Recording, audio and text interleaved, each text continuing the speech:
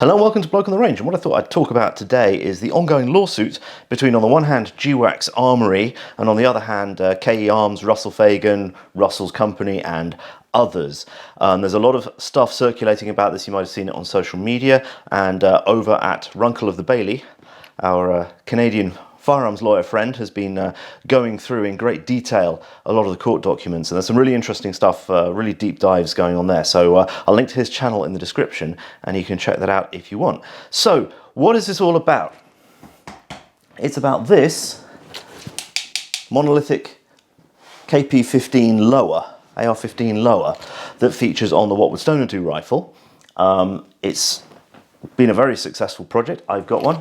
It's currently residing on my CMMG delayed blowback PCC upper. I love it. I'm probably going to buy some more over time, and yeah, they are definitely nice and worth having. Now, unfortunately, there's a lot of material. I've been going through a lot of the court documents trying to distill out the essential, which is not easy, and you'll see why. So I've got to work from a large quantity of notes, I'm afraid, so sorry for that. I don't have an auto cue, I don't do scripting.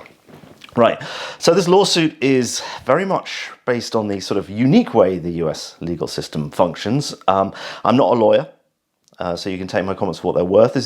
There are some IP issues in here, which might be something that I happen to know a reasonable amount about. Essentially, this is lawfare. My personal view, this is lawfare. You'll see why. So timeline wise, I am filming on the 18th of February 2023. The case is set for trial for March the 20th. If it's not dismissed summarily or otherwise delayed by the time this launches, by the time you see it, we don't know. I will once there's some decent movement in the case, I will do a bit of an update. But so let's start off by clearing up one thing. There's a lot of people on social media saying things like, oh, is this patent trolling and things like that. Well, there's no patents in play at all. There's no registered designs. There's no registered form of IP involved at all. And actually, as you'll see, most of the pure IP related claims have been dropped because they were quite silly. But I'm not having things getting silly. Yeah, what we're going to do is sort of give a case summary, because that's not really been put out there anyway. And pick up some of the highlights and some of the more moments. Anyway, so the history of monolithic polymer lowers, and monolithic meaning the entire buttstock and the entire lower that holds the fire control group and everything is one piece, rather than a polymer lower that takes a standard buffer tube and a standard butt and things like that. So Colt made some of these. We don't know exactly when. It's in the late 60s or early 70s, and KE Arms has one of them and did take it into account during development of the KP15.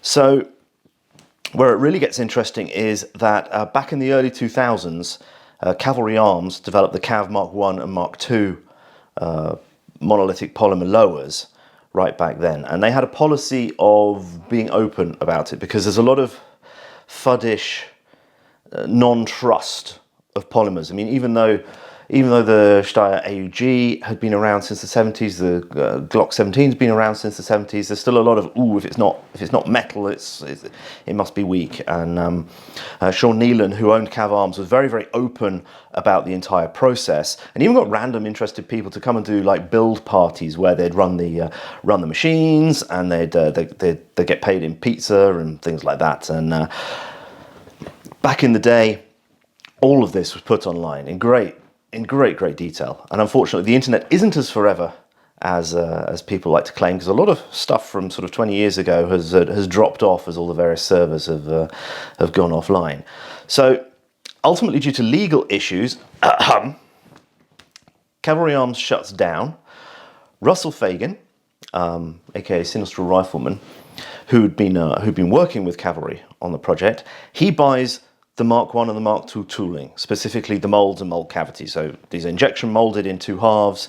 You've got these complicated mold forms, sort of top and bottom, and injection molding goes in, and you get two half receivers come out. Then they're sort of trimmed off and finished up and welded together. We're not going to go into the technical details of types of welding. There's a whole interesting history there behind it, but that's a little bit beyond the scope of what's already going to be quite long.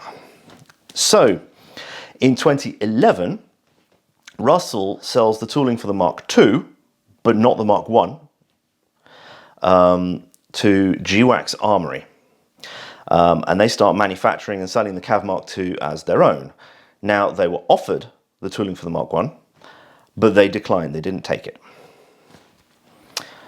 So in 2016, KE Arms bought all of Sean Nealon's documentary archives in exchange for about 10k of product and some cash, and this related not only to the Cav 15 in both its variants, but also to some other guns. And because that had turned up, there was a good relationship between Russell and GWACS at the time. Russell sent the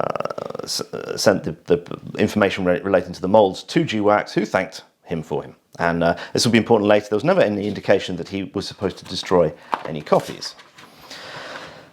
So, in 2017, Karl and Ian on InRange start the What Would Stoner Do project, and this uses the Mark II loan. The What Would Stoner Do project, initially it was a homebrew thing. So the What Would Stoner Do 2017, the idea was that you could go and buy all the parts, and they put a listing of all the parts to do what they thought Eugene Stoner would do in 2017, had all the sort of knowledge and materials, technology, and so on, being possible back when he was active. And just to go back to the original Colt polymer lowers, they were never a viable product. The polymer technology of the day was garbage compared to now, so that never went any further. So as a result of the What Would Stoner Do 2017 project, GWACS seemed to sell out of the remaining lowers. The mold is shagged. They hadn't been maintaining it properly. This was well publicized on the internet, so new production was impossible. GWACS claim they're working on improved Mark III and Mark IV lowers, but they never produce any. The Mark III has a small number of changes, including quick detach sling attachment points, and the Mark IV has an adjustable length of pull. Fair enough. So InRange and Brownells enter into discussions under a boilerplate non-disclosure agreement with GWACS for new production, for selling complete What Would Stoner Do rifles. And this NDA was sort of preliminary discussions. It's very, very boilerplate. Interestingly, it actually acknowledges that the parties to the NDA may be working on competing products, which is kind of an important point here. So GWACS shares an investor package including proposed pricing, a 3D rendering of the Mark III, and some other details. So 3D rendering is just the output. It's just like whenever someone's got a product that they haven't actually photographed, and it's just the CAD CAM, sort of what it would look like from the outside. It's not like a dimension drawing or anything. Because the original plan was that the What Would Stoner Do project was going to use GWACS Mark II or whatever lowers. This would have been a GWACS Mark III lower sitting right next to me now if it had actually gone somewhere. But the discussions go nowhere, and ultimately GWACS stops responding in autumn 2018 and ghosts everyone like a bad Tinder match. So in January 19, they post publicly that they had to vacate their building. In May 2019, their limited liability company is listed as terminated by the Oklahoma Secretary of State. They stop answering anyone on social media or phone calls. I mean, we're talking complete ghosting here. This is like Tinder date gone really wrong. And with every indication that they're dead because they're not responding anymore, everyone else starts moving forward in August of 2019. Logically. You think, I mean, yeah, you move on. You don't, yeah. Anyway, I think this is quite an obvious point, but anyway. So Russ, who's working for KEA in the meantime, uses his knowledge of polymer lowers that he'd gained while working for Cav Arms to coordinate the right people to put them all together to make a new product from scratch, avoiding the pitfalls that Cav had to deal with the hard way because they were the pioneers in this. And actually what they did was they started out from their flared Magwell billet KE15 lower, and they spent an absolute fortune on mold flow analysis from an injection molding specialist. Now, I was exposed to a bit of the theory behind this at university, so I can nerd out about it a bit. It's not just a simple matter to make something out of plastic that you can take something designed for aluminium to be machined, conventionally machined, and then just mold it. You've got to be very careful of the angles. It has to be able to come out of the mold. You get this wrong, you inject your plastic into the mold, you can't get it out. So if you've got the bottom of the mold there, you can't even really have much vertical wall, if any. Everything has to be slightly flared. And a large piece like this, it's hollow. And to be strong enough, it's not just a shell, it's got reinforcing ribs and so on inside it. When you're using fibre-filled polymer, and this uses the same 30% long fibre fill that's used in Glock 17s and Steyr Augs, because this is like the industry standard, but you have to be careful as to how it flows through the mould. Some of these reinforcing ribs can be quite thin and it has to flow properly, and the fibres have to not get like bunched up and things like that to get a good mould and good mechanical properties at the end. So this is a big deal. This wasn't done with the cav. They sort of did it all empirically from the ground up and ran into various pitfalls that they had to fix. So anyway, the new KP15 lower gets used in the highly successful What Was Sown to Do rifle and is a popular product in and of itself. And the advantage over aluminium is that you've got a cycle time on the mould of like a minute, 90 seconds, something like that. Whereas you're talking like an hour plus to machine one out of solid or from a forging. It's really very much a much more efficient process. And it's probably why they're so relatively inexpensive. So November 2019, the What Was Sown to Do project is publicly announced, and we're talking a year after GWACS ghosted them at this point. I mean, no communication, they're terminated, everyone thinks, okay, they're gone. It's a fair assumption, I think. I think any reasonable person would say after this point they're not interested anymore.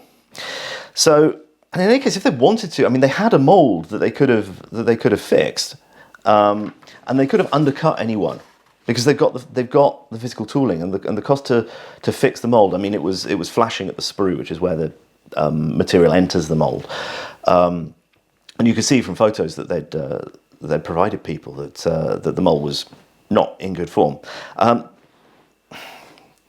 They didn't have to pay for a whole new development from scratch, so they could have just undercut anyone by miles. Had the mold not been festering in a corner covered in animal droppings. I'm not joking. So, SHOT Show 2020, the shiny new KP15 receiver is further announced, and despite not actually existing, in April of 2020, the defunct, not actually real company, GWACS Armory, sends a cease and desist letter. So now it starts to get to ka-ching time for the lawyers. So KE inform them that they don't actually exist, and the company is reactivated purely for the purpose of filing this lawsuit.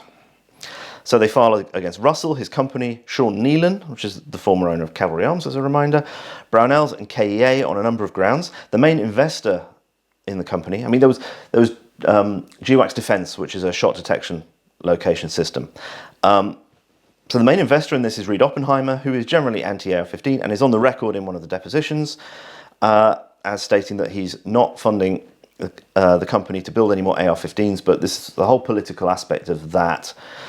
Let's just not go there. Let's leave that aside. So initial negotiations take place in April to July 2020 with GWACS's first attorney, who was an IP specialist, who told them that they had nothing and should settle, at which point GWACS fired them, went dark for 3 weeks, and came back with the guys who wrote the contract of sale when they bought the Cav Mark II molds from Russell.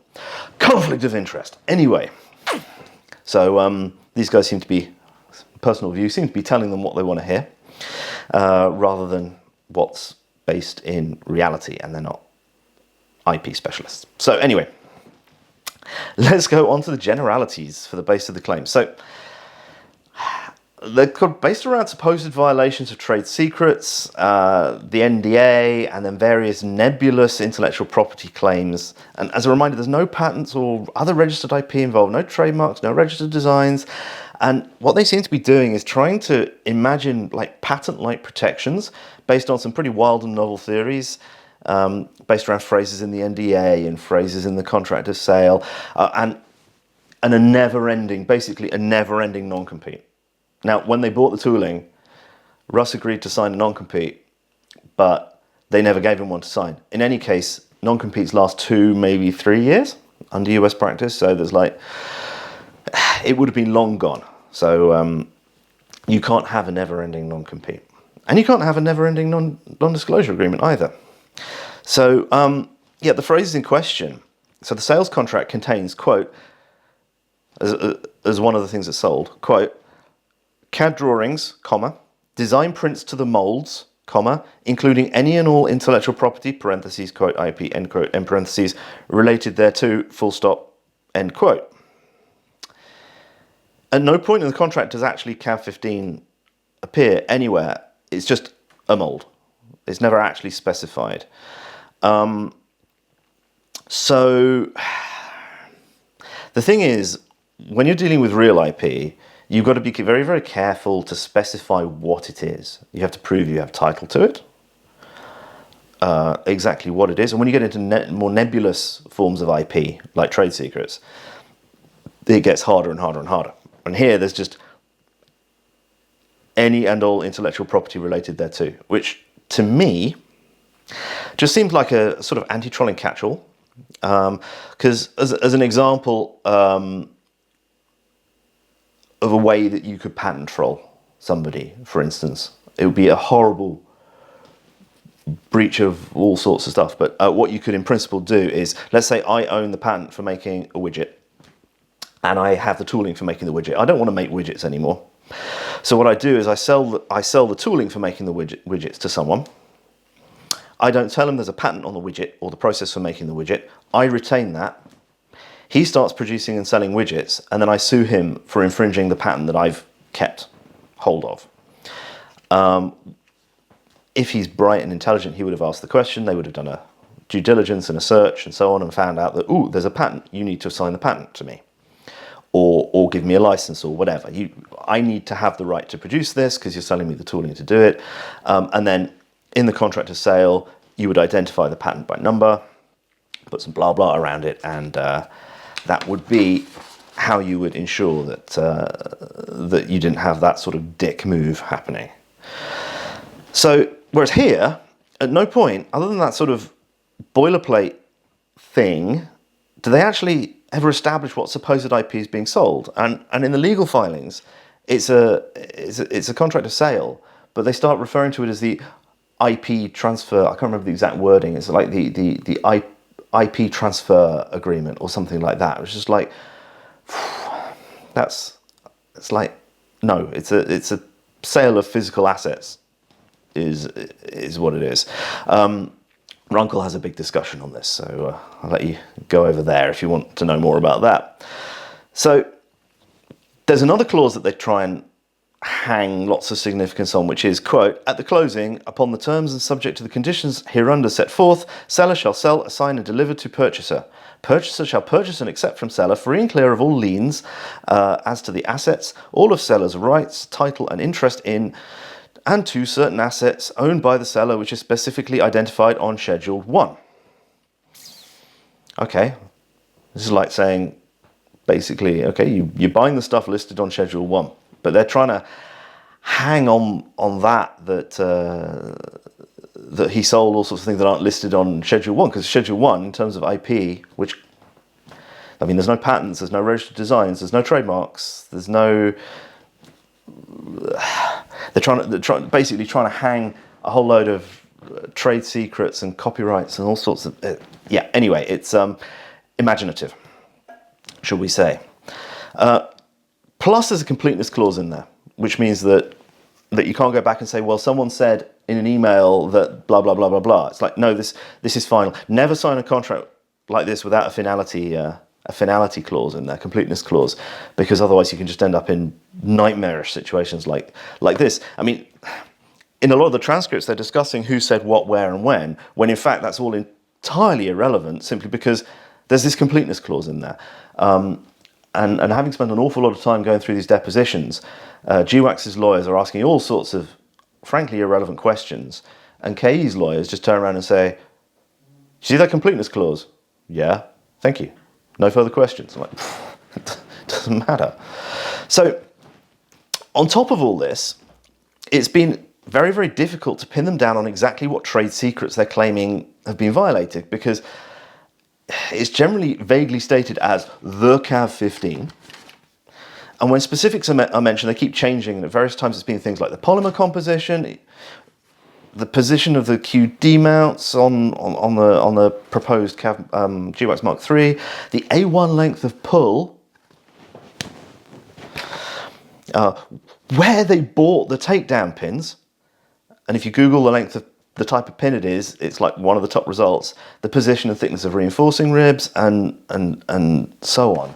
I mean, just to take a little diversion off my notes here, the thing with trade secrets is that they have to be secret, you have to keep them secret, you have to make effort to keep them secret, and anything that has been disclosed to the public via being posted on the internet or a sale, once it's out there, it's out there. And it's the same principle with patents for novelty. So as soon as Bubba has bought the first Cav Arms receiver, everything that is analyzable within that, so all the measurements, the composition, one thing that's the location of the gate for the screw, which you can see anyway, and the gate on the KP15 isn't even in the same orientation as was in the Cav tooling. So, like, you can analyze this plastic and find out what the composition is, what the type of fiber is, and so on. What you can't determine is things that happen behind closed doors in the factory. So, like things like what the precise temperature was, if there's some trick. If it's some trick, it has to be an exactly precise temperature or a flow rate or whatever. That's not disclosed. Tolerancing is not disclosed because you can't determine the tolerancing. You can make an estimate of the tolerancing, but the exact tolerancing, so as in the plus minus on each measurement, you can't disclose. If there's some really, really special magic sauce that's done in the factory, that can be kept as a trade secret. But anything that you can see or derive from the product, whether it's ever actually cut open and looked at and measured or not, it doesn't matter. As soon as Bubba buys one, it's disclosed to the public, and that's it. And there's an awful lot of stuff that they're claiming at various times that is just determinable from the finished product, which is just so infuriating to read it.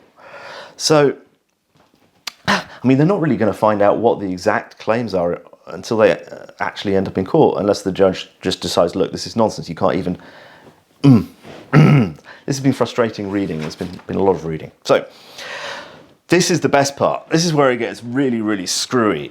So Judd Gudgel of GWACS is on record on a deposition saying that they believe that they've bought exclusive rights to the contents of Russell's brain, insofar as it relates to the Cav15, to the point where he is prohibited from using that information himself. That is pretty wild. We'll come back to that because there's an interesting thing from the deposition. So let's get back now into the nerdy listing of the initial claims, and there are 9 of them. Some of them have been dropped now, but some of these are just crazy. So, breach of NDA.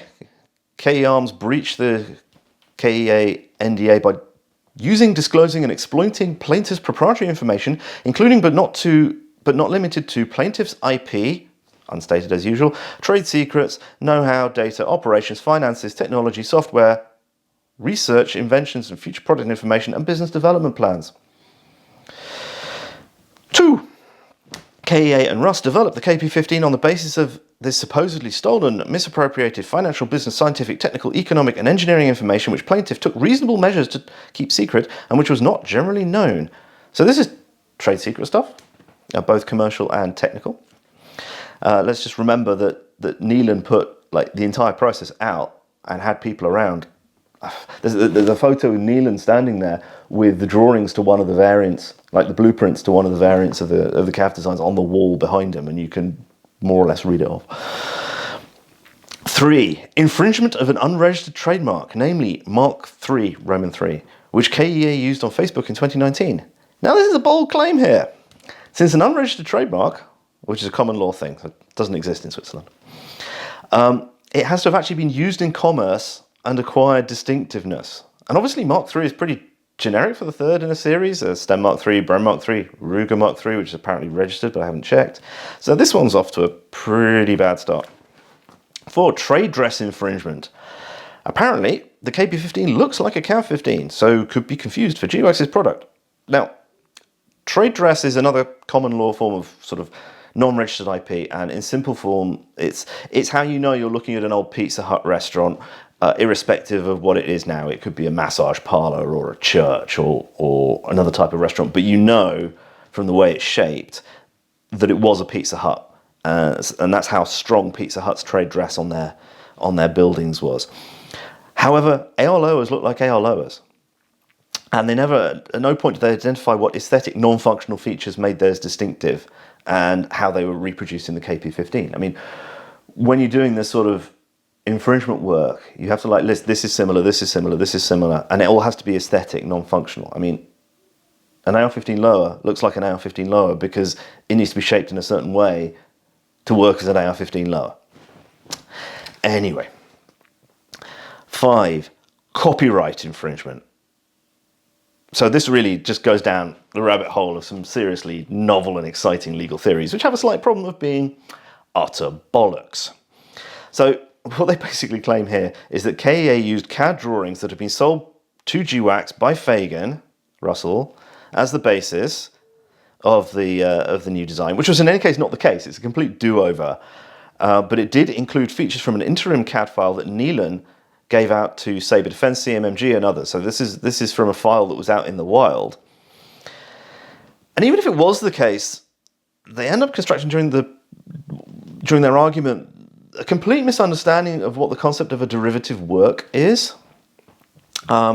To basically include a sort of patent-like protection on the final product based on a chain of reasoning that they started from CAD's drawings, which we'd bought, so belonged to us, changed a bunch of stuff and built a product. So the physical product is protected as a derivative work under copyright law.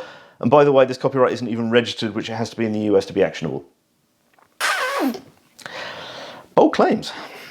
It's just so legally incorrect that it hurts. I mean, it's like, if that was the case, you wouldn't need patents. You'd just do everything on the basis of a drawing, a drawing which automatically has copyright. And it's just very, very, very, very, very similar. Very, very silly. I mean, copyright does not apply to physical products in this way at all. There's a whole chain of custody issue anyway, that there's nothing specifically says they bought any copyrights, not that they bought an exclusive title to them, nor that Russ had any to sell, nor that he had to delete all copies and had no right to use them himself. And in any case, the files that Russ had were corrupted. He couldn't read them anyway because he didn't have the software, and the KP15 was a complete do-over. I mean, a little aside, a derivative work is like fan fiction based in someone else's universe. So imagine like Star Wars fan fiction or Harry Potter fan fiction. That can get very touchy with copyright questions. Or a translation. A translation is a derivative work. 6. Sorry, this is really long and boring. Misappropriation of IP by obtaining CAVARM's CAD drawings from Neelan in 2016. Let's read that one again. Misappropriation of IP by obtaining the CAVARM's CAD drawings from Neelan in 2016. So this is way after the fact. So here they're trying to bind Neelan, the former owner of CAVARMS again, based on their vague clause with Phagan, by saying that he had no right to give the files to him because GWACS had bought them. Again, this is novel and exciting legal theories, and it's trying to bind someone who's not even party to the contract. But they never showed that Russ... Anyway. 7. Covenant of good faith. Here they're saying that KEA and Phagan breached covenant of good faith around the NDAs by deciding to make their own receiver after GWACS ghosted them, and they used all the supposedly misappropriated stuff to do so. I mean, I use the Tinder ghosting analogy. This is an amazing toxic Tinder submarining thing. Like a year later, they pop back up as the jilted girlfriend. Jeez. 8. Breach of contract. Here they say that Russ did not have the title to the unspecified IP that they're saying that they bought from him in the asset purchase agreement. And this is a real eye roller because there's no actual IP specified. And then 9, it's breach of contract against Brownells. Same stuff, different defendant. Lasai. So, KE and Phagan filed a countersuit since GWACS had sent letters to Brownells and caused damage to KE's business. They delayed the whole What Was Stoner Do project, and yeah, basically tortuous interference, I think is the term. And there's a whole question about GWACS not being an active company and whether their FFL was even valid at certain times because they weren't an active company. But that's all out in the weeds. We don't need to deal with that here. So this all got fused into one process. And in December 2021, conveniently on the same day as the depositions, GWACS voluntarily dismissed claims 3, 4, and 5. So these are the wild trademark, trade dress, and copyright claims, just leaving the unspecified IP, trade secrets, and so on. Breach of contract, that sort of thing. So from this point, we're going to focus on the alleged trade secrets. It's, as I said earlier, it's been really difficult to pin them down on it because they're never clearly and objectively stated in any of their written submissions. So, under deposition, they identified 10 categories of information that have been disclosed under the NDAs. 1. Armory disclosed the condition of the molds. They'd done that publicly anyway before. 2. Financial information of Armory. Well, I mean, they provided just not really anything interesting. It's like expected unit price and things. 3. That Armory was seeking investors for continued manufacturing and development. Okay. 4. Total CAV-15 Mark II lower sales volume. And interestingly, let's just say that the returns that they have to file to ATF don't correspond to this. Naughty, naughty, naughty. 5. CAV-15 Mark II sales following in-range videos. 6. Its intent to use the Mark III and Mark IV for future CAV-15 models. 7. Financial projections for future CAV-15 production and sales. 8. Drawings/renderings of the CAV-15. 9. The Mark III CAD renderings and functionality improvements to include several features that were included in the KEA polymer receiver. This is just big, like, so what? And 10. The Mark IV adjustable stock CAD renderings and functionality. And I really don't understand why they even mention the Mark IV because not adjustable. So the problem is that all this is basically in the possession of Brownells or KE, had been independently made available by third parties not bound by NDA, particularly Sean Nealon and Cow Arms. It was already in the public domain because of Sean Nealon's openness about it, or things that GWACS had themselves published, like the fact their molds weren't working properly anymore, or it was independently developed by KE because they started from scratch from their flared magwell billet. So, as I said, getting them to nail down specific things has been an absolute nightmare, and it's only once we get into the deposition of Judd Gudgel of GWACS, Judson Gudgel, that's a very nice American name, on 17th of December 2021, that we start to get an idea into their thinking. They also deposed Karl and Russell and others, but yeah, let's just say it doesn't get better. There's some discussion of the Wilder claims in there because it's the same day that they were dropped, so the questions were already prepared. So, first of all, the key point here is that they actually believe they bought literally everything to do with both CAV designs, including the Mark I that they didn't buy the tooling for, including the contents of Russell's brain, to the point that where Russell has no more right to use his knowledge of himself, and any future ideas he had about polymer AR-15s also belonged to GWACS. And there's 3 little extracts I'm going to read out exactly, because this is just hilarious. They're not in the same place. They're several pages apart in the deposition. So, everything. So your position is that everything Russell had in his brain relative to the CAV-15 became your exclusive property. Correct. And everything that Russell had in his brain relative to the development of polymer, was that your property as well, as it relates to the CAV-15? So you believe that any developments that he ever had now and into the indefinite future on things or modifications or derivatives of the CAV-15 or it's anything with a polymer lower are the property of? Absolutely. Object to form. Sorry. Absolutely. Until you say you qualified it with or polymer lowers anything to do with the CAV-15 or derivatives of the CAV-15. Absolutely. And it's your position that anything that Russell ever came up with relative to the CAV-15 after the closing date is the property, is the trade secret information of Armory. Is that correct? And the work done with us? Yes. So if he didn't work on it with you, then it's not your property? Well, it's our property. Anything that he sold us, all the IP.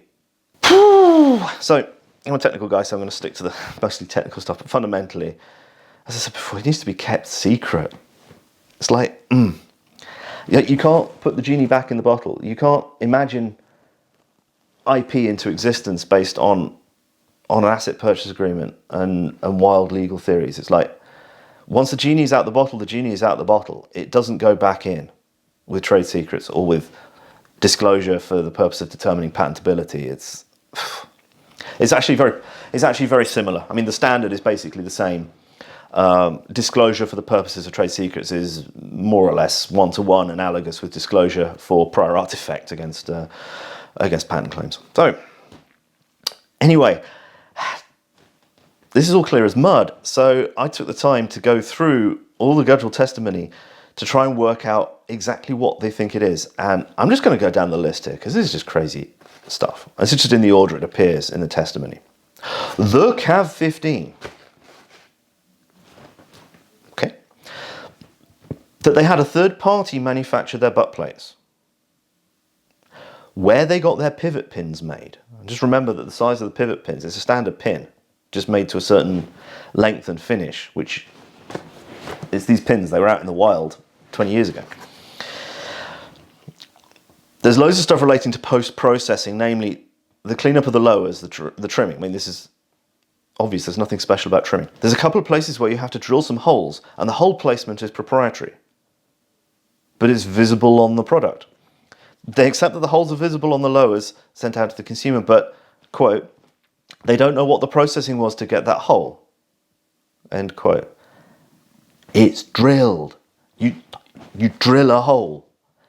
I mean, this is all in the post-processing stuff that Neelan showed off anyway back in the day.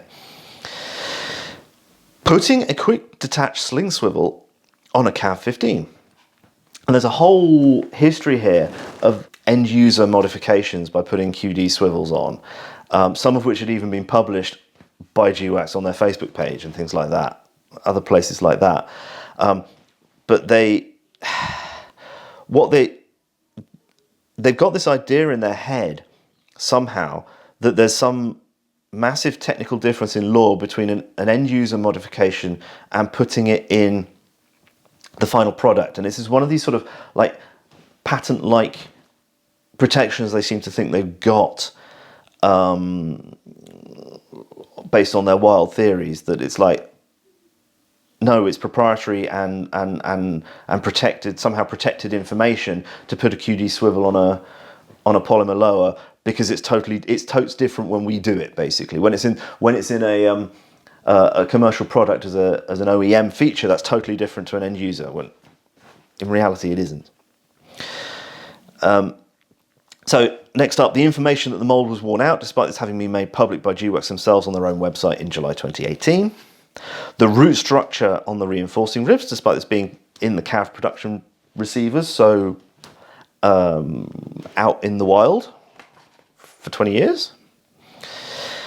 Certain features and dimensions in the KP15, which appear in Cav 15 Mark II CAD files, but not in production Cav 15, so were copied therefrom. And they actually got an expert to say that this must have come from this other, from the supposedly purchased, exclusively purchased CAV files. But as I said earlier, it's in an intermediate file that was sent out by Sean Neelan to CMMG and Sabre Defence and others. So yeah, they're absolutely convinced that their CAD files were used, but they can't keep it straight whether it's the Mark II or the Mark III.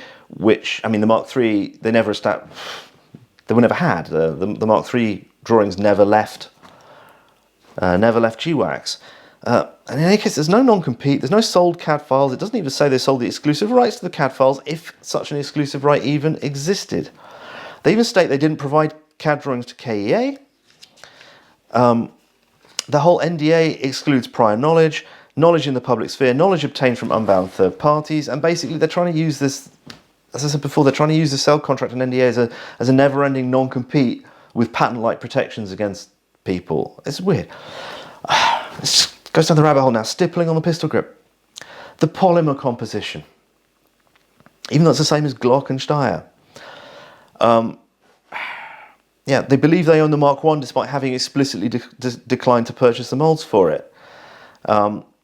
They believe that Russell sold all the IP without even what it was, and they said they're not worried about him going and selling the Mark 1 molds to someone else because they'd sold them all the IP relating to the entire CAF without ever actually establishing what. There's no IP. Anyone could reverse engineer CAF 15s. Anyone. It's just weird. So that's basically it from the Gudgel deposition, and yeah, there's a whole load of, but nobody's done that in a monolithic polymer lower receiver as an OEM feature. It's just frustrating. So in Karl's deposition, there's loads of pointless questioning about QD swivels, A1 length of pull, trapdoor buttstocks, but this doesn't really feature that highly elsewhere. Yeah, so this is quite mad.